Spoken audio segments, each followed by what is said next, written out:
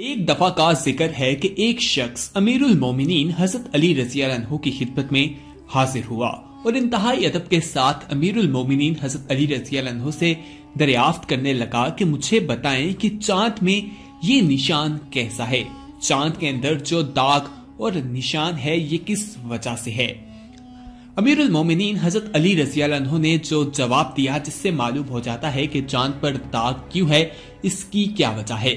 لیکن یہ جاننا بے حد ضروری ہے کہ حضرت علی نے جو جواب دیا تھا وہ کیا تھا۔ یہ جاننے کے لیے یہ ویڈیو آخر تک لازمی دیکھیے گا۔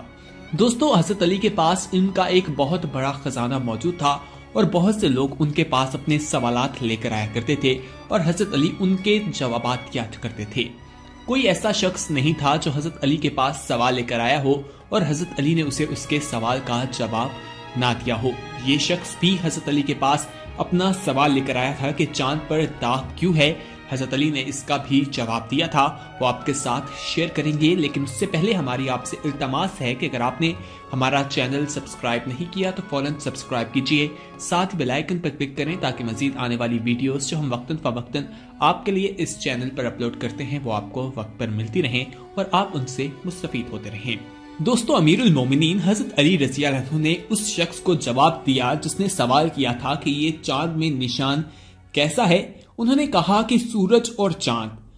عظمت خدا کی وہ عظیم نشانیاں ہیں، یعنی دونوں جو ہیں اللہ رب العزت کی قدرت کی نشانیاں ہیں۔ پہلے ان دونوں کی روشنی برابر تھی، یعنی جیسے سورج روشن ہے اسی طرح چاند بھی روشن تھا، لیکن جب اللہ تعالیٰ نے حضرت آدم علیہ السلام کو پیدا فرمایا تو چاند کی روشنی میں سے 99 حصے مٹا دیے اور صرف نور کا ایک جز باقی رہا،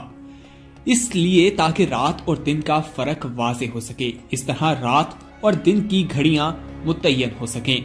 مہینوں کی ابتدا اور انتہا بھی اسی چاند سے ہی ممکن ہے۔ اگر ہم اسلامی کیلنڈرز کو دیکھیں تو وہ چاند کے مطابق چلتا ہے۔ پھر امیر المومنین نے یہ آیت کریمہ تلاوت فرمائی جس کا ترجمہ ہے کہ ہم نے رات اور دن کو دو نشانیاں بنایا ہے۔ رات کی نشانی کو ہم نے بے نور بنایا اور ہم نے دن کی نشانی کو روشن کر دیا تاکہ تم اپنے رب کا فضل تلاش کر سکو اور ماہ سیال کا حساب معلوم رکھ سکو۔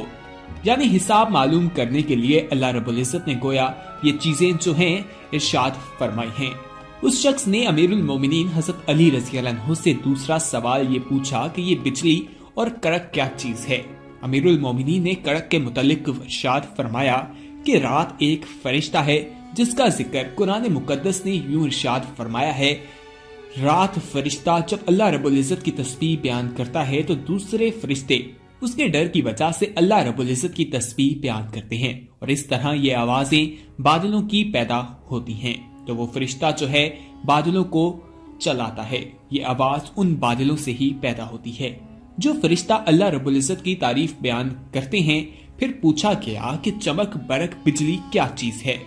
تو امیر المومنین نے اس سوال کا جواب دیتے ہوئے ارشاد فرمایا کہ یہ بجلی ایک فرشتے کی نظر کی وجہ سے پیدا ہوتی ہے۔ وہ فرشتہ کبھی دائیں دیکھتا ہے اور کبھی بائیں دیکھتا ہے، تو یہ برق بجلی پیدا ہوتی ہے۔ دوستو، حضرت علی رضی اللہ عنہ کے اس واقعے سے معلوم ہوتا ہے کہ چاند پر جو داغ ہے وہ کیوں ہے، اور دن اور رات کا فرق واضح کرنے کے لیے اللہ تعالیٰ نے چاند کی جو روشنی ہے اس کا 99% حصہ جو ہے وہ مٹا دیا۔ پہلے چاند بھی سورج کی طرح روشن ہوتا تھا، جس طرح آج ہم دیکھتے ہیں سورج پوری زمین میں روشنی بکھیرتا ہے، اسی طرح ایک زمانے میں چاند بھی ایسا کرتا تھا۔ لیکن جب حضرت آدم علیہ السلام کو پیدا کیا گیا تو اللہ تعالیٰ نے چاند کی روشنی جو ہے اس کو 99% مٹا دیا اور 1% ایک جز جو ہے وہ باقی رہنے دیا تاکہ دن اور رات کا جو فرق ہے وہ انسان کو معلوم ہو سکے اور انسان کو پتا چل سکے کہ رات کا وقت کب سے شروع ہے اور دن کا وقت کب سے شروع ہوتا ہے۔ مہینوں کی ابتدا بھی اسلامی اگر کیلنڈر کے مطابق کی جائے تو بالکل ایسا ہی ہے۔ اس داغ کے بارے میں بچپن میں ہم نے بھی بہت سی کہانیاں سن رکھی ہیں۔ کچھ لوگوں کا کہنا تھا کہ اندر ایک بڑھیا بیٹھی چلا کاٹ رہی ہے، تو کچھ لوگوں نے کچھ عجیب و غریب کہانیاں بنا رکھی ہیں۔ آپ بھی اس ویڈیو میں کمنٹ کر کے ہمیں بتا سکتے ہیں کہ آپ نے اپنے بزرگوں سے یا اپنے رشتہ داروں سے اس بارے میں کیا سن رکھا ہے کہ یہ چاند پہ جو ایک نشان ہے یہ کس وجہ سے ہے اور کون سی بڑھیا بیٹھی چلا کاٹ رہی ہے، کس طرح کی کہانیاں آپ تک پہنچی ہیں۔ دوستو یہاں پر آپ کو حضرت علی کے بارے میں بتائیں کہ حضرت علی کے پاس علم کا بہت بڑا خزانہ موجود تھا۔ حضور اکرم صلی اللہ علیہ وآلہ وسلم نے بھی حضرت علی کے بارے میں کہا ہے کہ اگر میں علم کا شہر ہوں تو علی اس کا دروازہ ہے، یعنی کہ جو علم حضرت علی نے حاصل کیا وہ حضور اکرم صلی اللہ علیہ وآلہ وسلم سے حاصل کیا۔ حضور اکرم صلی اللہ علیہ وآلہ وسلم اگر ایک علم کا شہر ہے تو علی اس کا ایک دروازہ ہے، یعنی کہ اس دروازے سے ہی علم باہر نکل کر ہم تک پہنچ رہا ہے۔ چاند کے حوالے سے حضور اکرم صلی اللہ علیہ وآلہ وسلم کا بھی ایک معجزہ ہے کہ چاند کو انہوں نے اللہ کے حکم سے 2 حصوں میں کر دیا تھا۔ یہ بھی آپ کے ساتھ ایک واقعہ ہے، اس کے بارے میں بھی آپ کو بتاتے ہیں۔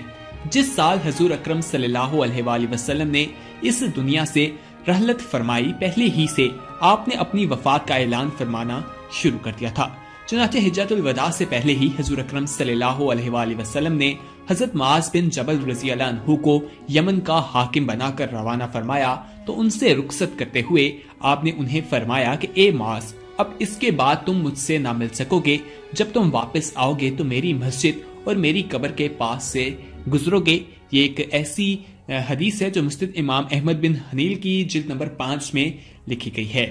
اسی طرح ان روایات میں سب سے زیادہ صحیح اور مستند حضرت عبداللہ بن مسعود رضی اللہ عنہ کی روایت ہے، جو بخاری اور مسلم اور ترمذی وغیرہ میں مذکورہ جو اس حدیث کو بیان کرتے ہیں وہ بھی آپ کو بتاتے ہیں۔ حضرت عبداللہ بن مسعود رضی اللہ عنہ اس موقع پر موجود تھے اور انہوں نے اس معجزے کو اپنی آنکھوں سے دیکھا تھا اور ان کو بیان کیا تھا کہ حضور اکرم صلی اللہ علیہ وآلہ وسلم کے زمانے میں چاند 2 ٹکڑے ہو گیا تھا،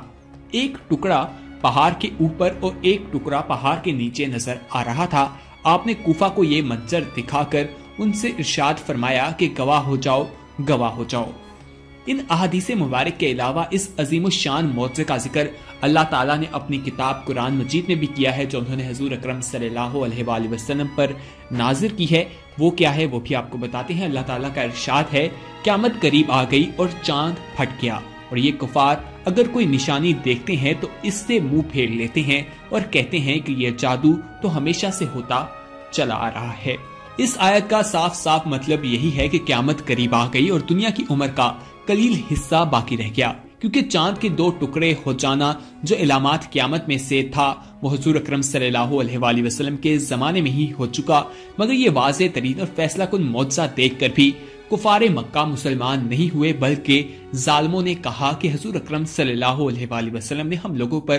جادو کر دیا ہے۔ اس قسم کی جادو کی چیزیں تو ہمیشہ سے ہوتی رہی ہیں۔ یہاں پر یہ بات ذہن میں رکھنے والی ہے کہ پہلے اسلام سے پہلے حضرت موسیٰ کے دور میں خاص طور پر جادو بہت زیادہ تھا۔ جادو کے ذریعے لوگ وہاں پر ایک دوسرے کے خلاف چیزیں بھی کرتے تھے، اور حضرت موسیٰ نے جب اپنے معجزات دکھائے تو ان پر بھی الزامات لگاتے رہے کہ یہ کوئی جادوگر ہے یا اس طرح کی چیزیں کرتا رہتا ہے۔ حضور اکرم صلی اللہ علیہ وآلہ وسلم کے یہ چاند ٹوٹنے کے حوالے سے جو ایک معجزہ ہے، اس کو بھی سائنس جو ہے وہ دلیل دیتی ہے۔ ہر مسلمان کو اس چیز پر پختہ یقین ہے، لیکن جو غیر مسلم ہے وہ بھی جب چاند پر پہنچے ہیں وہاں پر جا کے اپنی ریسرچ کرتے ہیں تو ان کے مطابق بھی جو سائنسدان ہیں جو وہاں پہ ماہرین ہیں ان کا یہی کہنا ہے کہ چاند پر ایک لائن موجود ہے جس سے معلوم ہوتا ہے کہ چاند 2 ٹکڑوں میں ہو گیا تھا۔ دوستو آج اس ویڈیو میں ہم نے آپ کو حضرت علی کے اس واقعے کے بارے میں بتایا جس پر انہوں نے بتایا کہ چاند پر داغ کی وجہ سے ہے، اور جو ایک بڑک بجلی پیدا ہوتی ہے وہ کس وجہ سے ہوتی ہے، اس کی آواز جو ہے وہ کیوں پیدا ہوتی ہے وہ آپ کو بتایا، اور حضور اکرم صلی اللہ علیہ وآلہ وسلم کا جو ایک واقعہ ہے جس میں انہوں نے چاند کے 2 ٹکڑے کر دیے تھے اور اس بارے میں بھی آپ کو بتایا ہے۔ حضور اکرم صلی اللہ علیہ وآلہ وسلم کے جو یہ ٹکڑے کرنے کی بات ہے اس کو قرآن مجید میں بھی اللہ تعالیٰ نے اس کا تذکرہ کیا ہے، آیت کا ترجمہ بھی آپ کے ساتھ شیئر کیا ہے کہ قیامت قریب آ گئی اور چاند پھٹ گیا۔ یہ کفار اگر کوئی نشانی دیکھتے ہیں تو اس سے منہ پھیر لیتے ہیں اور کہتے ہیں کہ یہ جادو تو ہمیشہ سے ہوتا چلا آ رہا ہے۔ کفار نے حضور اکرم صلی اللہ علیہ وآلہ وسلم پر بہت ظلم کیے تھے۔ حضور اکرم صلی اللہ علیہ وآلہ وسلم نے جب انہیں اسلام کی دعوت دی تو طائف کا واقعہ سب سے اہم ہے، جب انہوں نے انہیں پتھر مار مار کر زخمی کر دیا تھا۔ حضور اکرم صلی اللہ علیہ وآلہ وسلم کے پاؤں جو ہیں وہ خون سے بھر گئے اور حضرت جبرائیل علیہ السلام آئے اور انہوں نے کہا کہ آپ اگر حکم دیں تو ان کو ابھی نیست و نابود کر دیا جائے گا، ان کی آنے والی نسلیں ختم کر دی جائیں گی۔ لیکن حضور اکرم صلی اللہ علیہ وآلہ وسلم نے انہیں دعا دی اور کہا کہ آنے والے وقت میں ان میں سے بہت سے لوگ مسلمان ہوں گے۔ دوستو اس ویڈیو کو اپنے دوستوں کے ساتھ ضرور شیئر کیجیے گا، ایک انفارمیٹیو قسم کی ویڈیو ہے اور اس ویڈیو سے آپ کے نالج میں اضافہ ہوا ہوگا۔ आप इस वीडियो में कमेंट करके हमें जरूर बताइएगा कि ये वीडियो आपको कैसी लगी और आने वाले वक्त में आप किस तरह की वीडियोस देखना पसंद करते हैं। अपनी राय का इजहार कमेंट बॉक्स में लाजमी कीजिएगा। और अगर आपने हमारा चैनल सब्सक्राइब नहीं किया तो हमारी आपसे इल्तमास है कि हमारा चैनल सब्सक्राइब कीजिए, साथ ही बेल आइकन पर क्लिक करें ताकि मजीद आने वाली वीडियोस जो हम वक्तन फवक्तन आपके लिए इस चैनल पर अपलोड करते हैं वो आपको वक्त पर मिलती रहें और आप उनसे मुस्तफीद होते रहें। अगली वीडियो तक के लिए हमें दीजिए इजाजत। अपना ख्याल रखिएगा। अल्लाह हाफिज।